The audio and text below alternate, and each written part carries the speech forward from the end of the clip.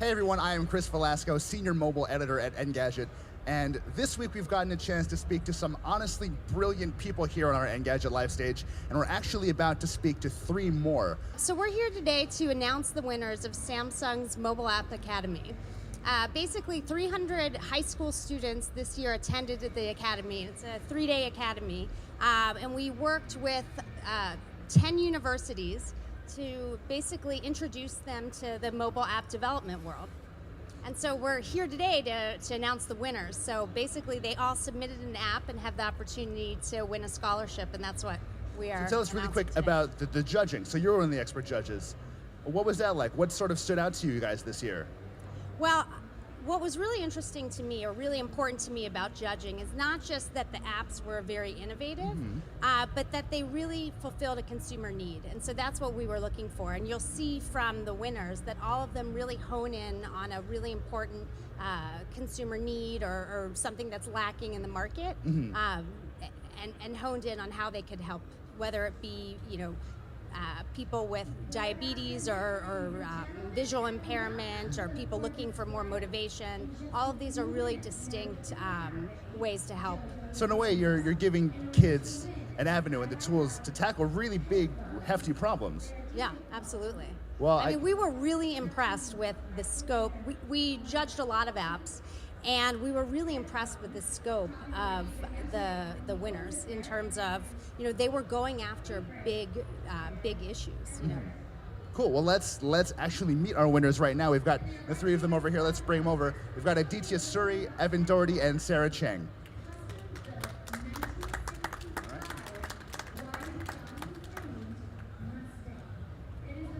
Well, first off, thank you so much, guys, for joining us.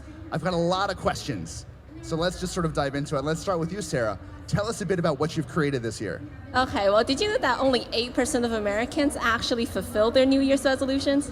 I did not. Okay, well, hopefully my app will raise that figure to 100%. So through GoGether, instead of getting your automatic push notifications that you can easily swipe away with your finger, instead the users will get personalized messages from their friends who are also using the app to tell them to, go to the gym or go play piano. And it's harder to dismiss because it's your friend. And over time, when you complete an objective, both you and your friends get points to help towards customizing your profile and keeping track of your journal. And in the end, everyone benefits. I have to ask, how did you come up with this idea? Are you notorious for breaking your New Year's resolutions as well?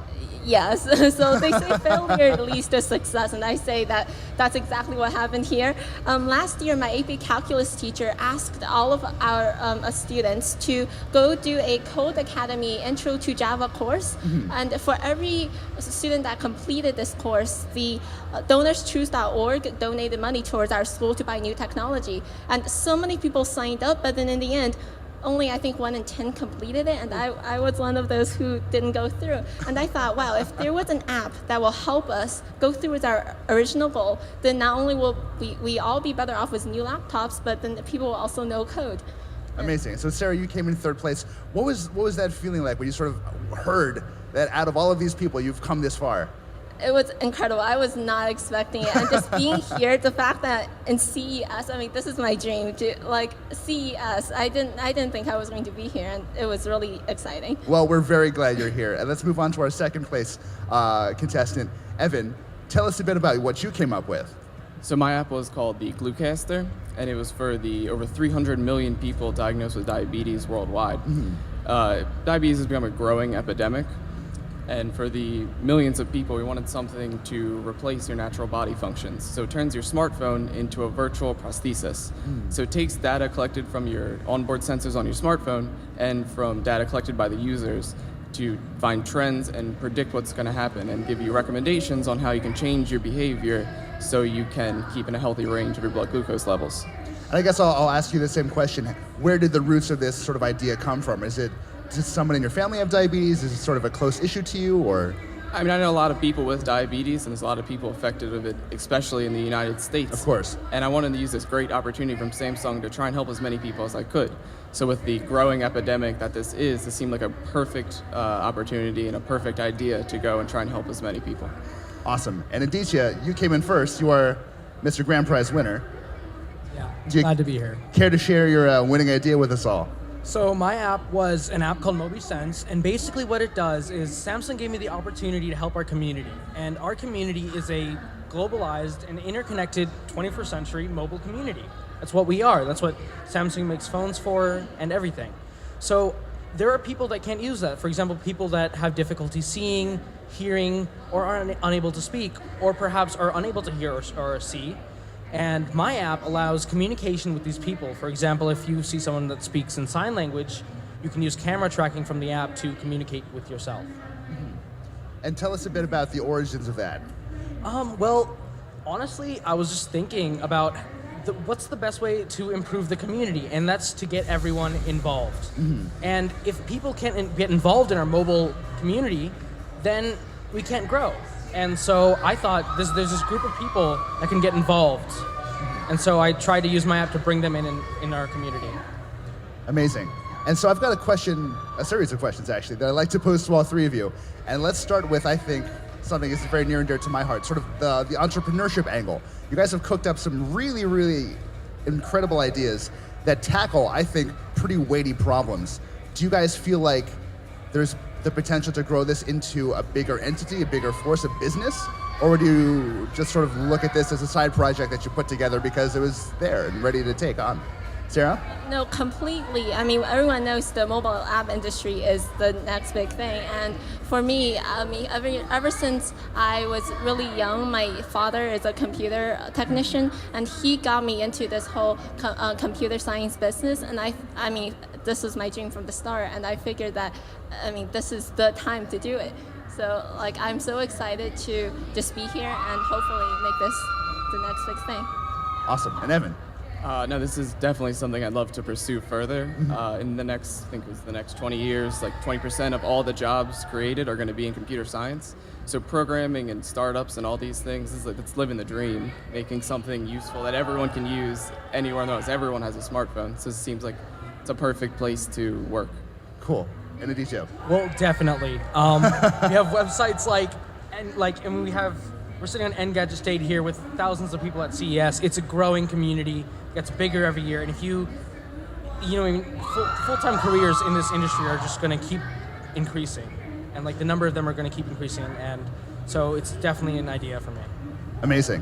Your parents are here in the audience as well. Give us a sense of what you've told them and what you plan to do from now on.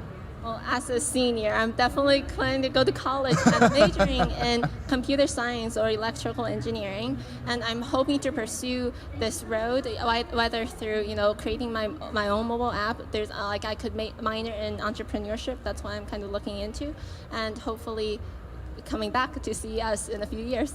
Out of curiosity, Sarah, do you have a top school in mind? Yes, but Do we not want to jinx it? I understand. No, okay, not yet. Okay, we won't jinx it. You're welcome, Mom. Evan?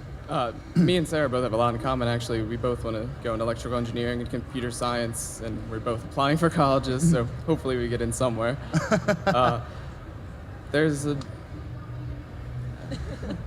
It's a weird question to ask. What are you going to do with the rest of your life? Tell us all. Tell these thousands of people. But there's so many other things that I want to do, and you really want to go into this. And me and some of my friends have gone into mobile app development and software development and gone to other competitions and done other things like this. And I definitely want to pursue this further. I think something like this is really what I'd love to get into as an adult and Awesome. just as a career. Cool. And Aditya? Well, I'm a junior, so I want to go to college, and obviously, I'm definitely interested in entrepreneurship. I spend lots of time in my basement. You can ask my dad, going to Home Depot, buying parts, trying to build something amazing.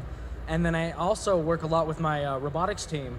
So I'm definitely trying to get involved in engineering and research and development. And that's kind of what I want to do with my life.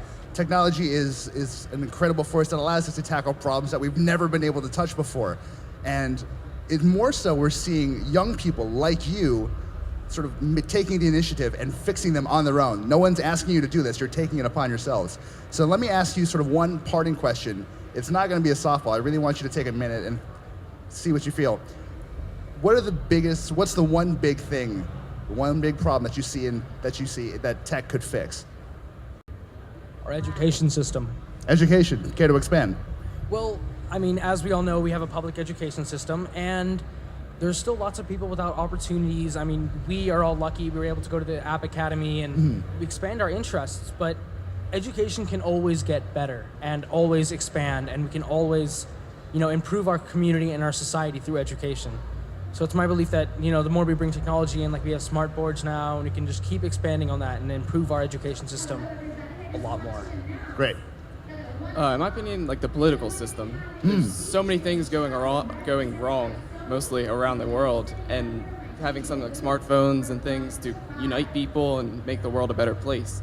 That's something that tech plays a huge part in connecting everyone to have like a group effort to actually change something. For sure, I'd love to see that happen. And Sarah, any thoughts? Healthcare. Healthcare. Yes, around the globe, mobile apps will be able to connect everyone. And I mean, throughout the entire globe, there are people who need our help. And with this new technology, we can reach out to places that we've never been able to contact before and bring this new innovation to everyone.